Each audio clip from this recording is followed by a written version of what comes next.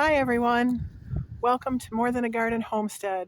I'm Erin, and today I'm going to go into the garden and show you some things that you can plant right now when it's cold, when it's still getting down into the 40s, sometimes 30s at night, and it's only up into the 50s today. We are going to get a couple of nicer days coming, 70s, 60s, but there are things that you can plant when it's cold, and I'd like to show you what I've done. So come on over into the garden, I'll show you.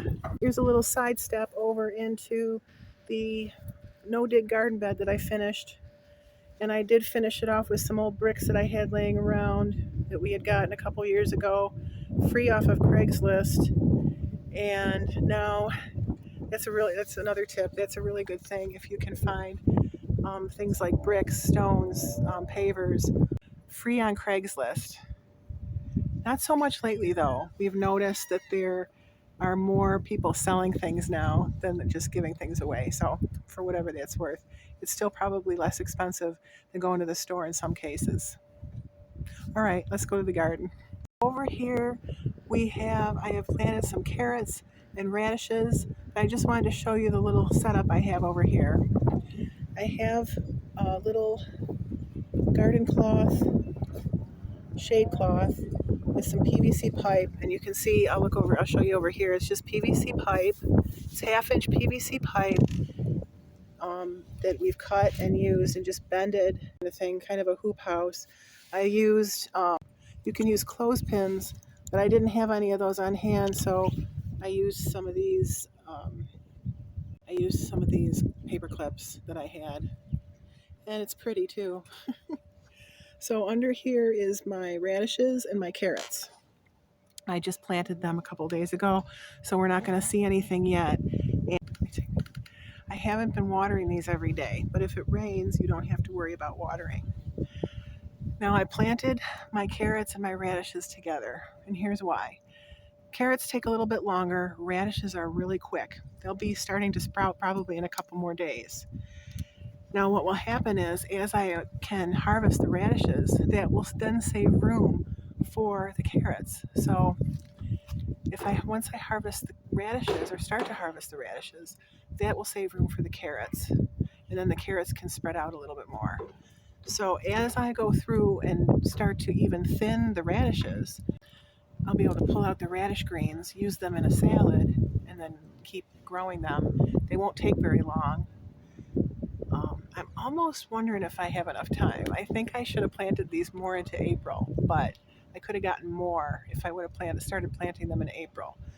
So here we are, and it's May, and I'm probably going to get maybe one or two crops of maybe just this one.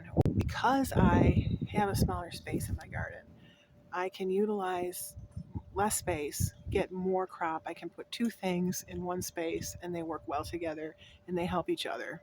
Because one is harvested before the other, it's a win-win for everyone. So I've also wanted to show you, I planted out my broccoli that I had in my winter sowing juice containers. And I will cover those at night as well for a couple of days because it's going to get really cold at night still. Then I have a space here for my celery that's going to be coming in. I'm going to bring that out. With celery, you have to wait until it's at least 50 degrees steadily. So I'll have to wait until I start seeing it get to be 50 degrees or more at night before I start putting my celery out. But that's in the house waiting to come out now. And then I have some kale that I'm also going to direct sow some kale over here too, because I'm not sure how this is going to work. I've never done winter sowing with the juice containers before, so I don't know how this is going to work. So I'm probably going to direct sow some seeds here too. I've also got beets. I'm going to sow some beets over here. I have this whole bed here ready to plant some beets. I'm going to use these beets. And I'm also going to plant some Mizuna. And I got this. This is from Baker Creek. They give free seeds after you buy so many. They'll send you a couple of packets of free seeds.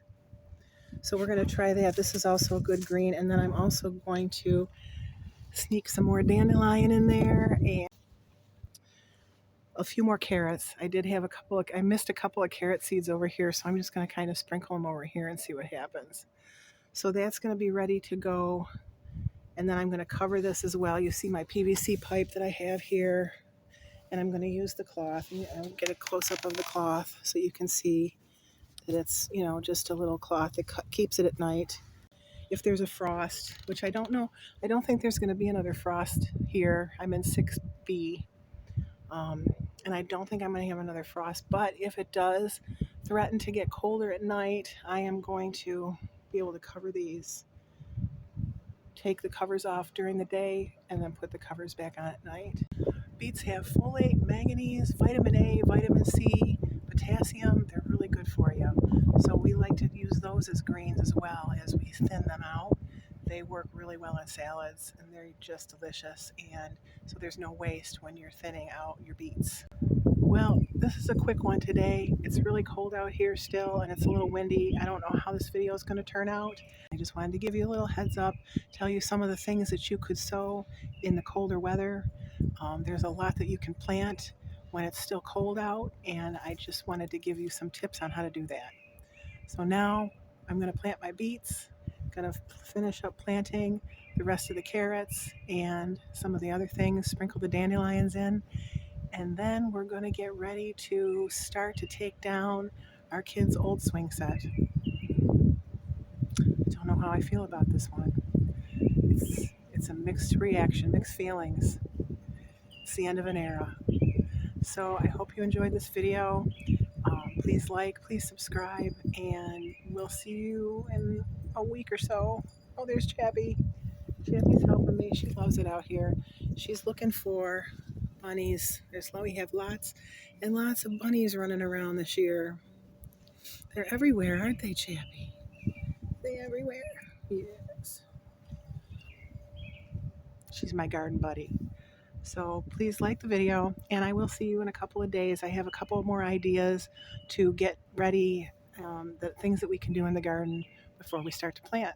So I'll see you later. Have a great day, and remember, do what you can with what you have. It's never too late to start.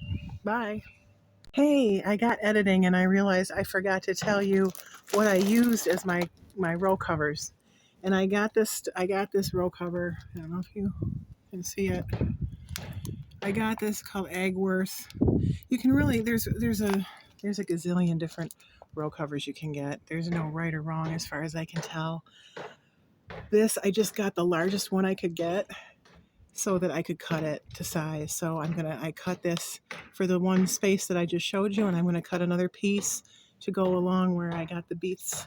And I just wanted to show you that it's really easy to get. I wasn't able to find it at my plant stores, but I did get it on Amazon. So it's a good thing to have. Good tool. Wow.